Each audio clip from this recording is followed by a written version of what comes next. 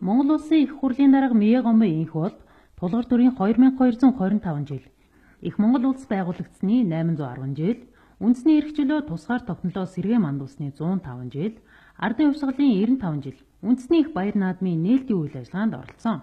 Мөн тэрээр энэ өдөр үндэсний их баяр наадмыг шууд дамжуулж буй Монголын телевизүүдийн холбоо болон Монголын үндэсний олон нийтийн телевизийн шууд ярилцлагад оролцсон. Наадамчин зон олондоо баярын мэндчилгээ дэвшүүлсэн юм. Үндэсний их баяр наадмын нээлтийн үйл ажиллагааны дараа уламжил ёсоор Монгол Улсын ерөнхийлөгч Цахиагийн элбэгд орж Монгол Улсын их хурлын дарга Мие Гомбын инх бол Монгол Улсын ерөнхий сайд Жаргал тулгын Эрдэнэбатнаар үндэсний их баяр наадмын сурын харваа Шагаан харвааны асраар зочилж тамирчдад амжилт хүссэн.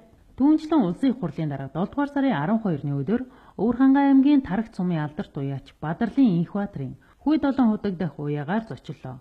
Өвөр Хангай аймгийн Тарагт сумын уугуул сумын алдарт уяач Бадарлын инх баатрын хонгор халдсан морь тулгар төрийн 2225 жил, их Монгол улсын 810, ардын хувьсгалын 95 жилийн ой үндэсний их баяр наадмын их насны морьдын уралдаанд төрүүлсэн юм а.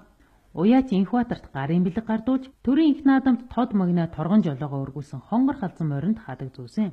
Үүний дараа Монгол улсын ерөнхийлөгч Цахиагийн элбэгд орж Монгол улсын их хурлын дарга Мие Гомбын инх бол Монгол улсын ерөнхий сайд Жаргал тулгын Эрдэнэбат мөн улсын их хурлын гишүүд, засгийн газрын гишүүд болон албаны бусад хүмүүс уламжил ёсоор үндэсний их баяр наадмын соёл насны морьдын уралдааныг үзэж сонирхлоо.